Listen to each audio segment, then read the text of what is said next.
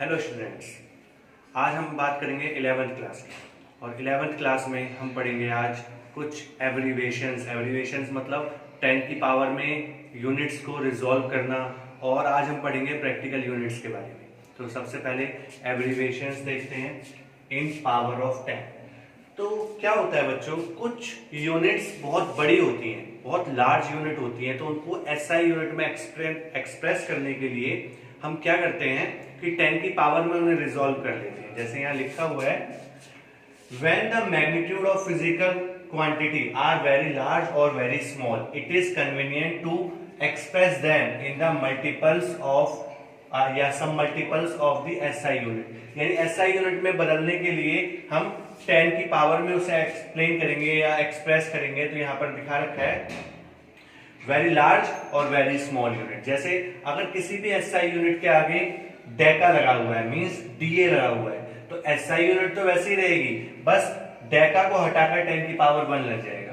इसी तरीके से हेक्टो लगा हुआ है, यानी एच लगा हुआ है एसआई यूनिट के आगे, तो 10 की पावर 2 लग जाएगा। इसी तरीके से अलग अलग यूनिट्स के मैंने दे रखे हैं, यहाँ पर किलो लगा हुआ है 10 की पावर 3, मेगा लगा हुआ है, और ये सब लगा हुआ होता है एसआई यूनिट के आगे।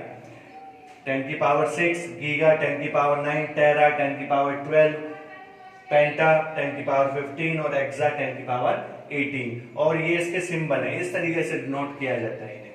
तो ये वेरी लार्ज यूनिट्स होती हैं, एसआई यूनिट के साथ लगी हुई होती हैं। इसी तरीके से वेरी स्मॉल यूनिट भी होती हैं जो एसआई यूनिट के साथ लगी हुई होती हैं। जैसे डेसी 10 की पावर -1 होता है, स्मॉल डी से डिनोट करते हैं।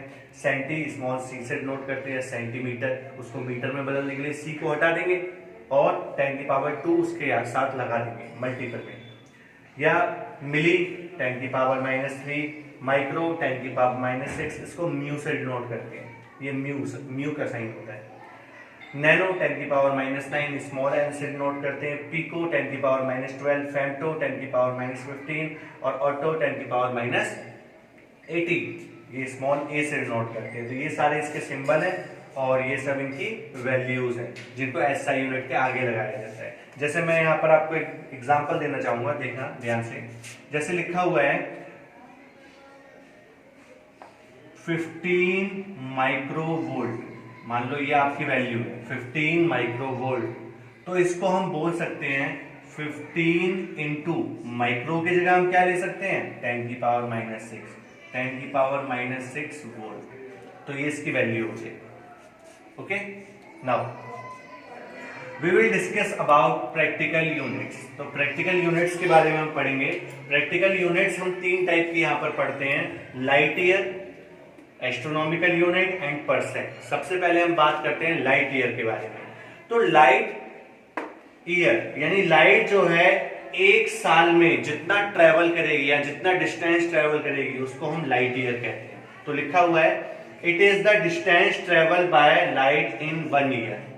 और एक चीज और, इन वैक्यूम, वैक्यूम का मतलब क्या होता है खाली जगह पर, यानी वैक्यूम में एक साल में जितना भी लाइट ट्रेवल कर लेगी, जितना भी डिस्टेंस ट्रेवल कर लेगी उसे लाइट ईयर कहा जाएगा और LY से उसे डिनोट करते हैं। तो लाइट ईयर कितना ट्रेवल करती है, अभी मैं यहाँ पर आपको वैल्यूज बता रहा हूं और इसको फाइंड आउट करना हम आगे सीखेंगे कि ये वैल्यू आई कहां से। 9.467 इंटू 10 की पावर 15 मीटर, ये वैल्यू आपको लर्न होनी चाहिए। 9.467 इंटू 10 की power 15 metre.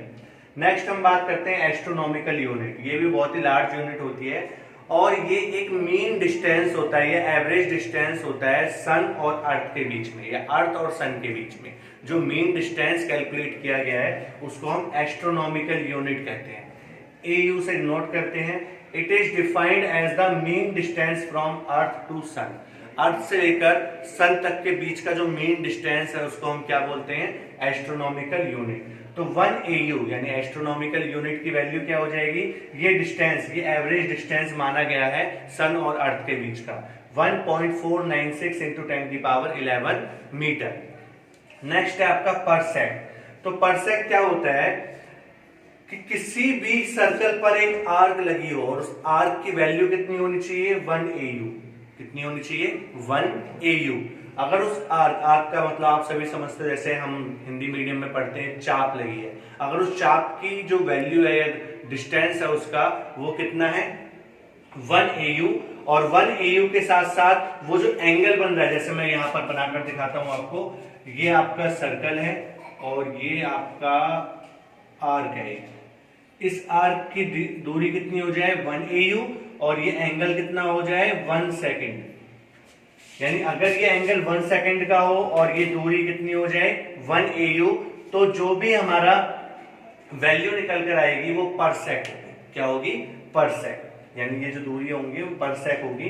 It is defined as the distance at which the an arc of length, यानी एक लेंथ आर्क की 1 एस्ट्रोनॉमिकल यूनिट हो जाए, यानी 1 AU हो जाए, और वो सबस्टेंड करे एन एंगल ऑफ 1 सेकेंड, और कितना एंगल सबस्टेंड करे वो 1 second.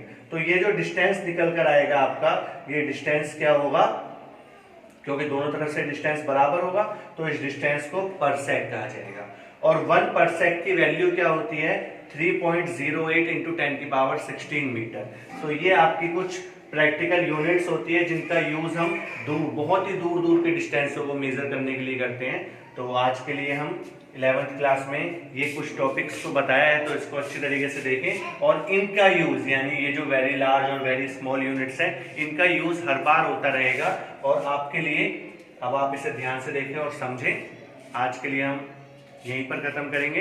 That's it students, thank you.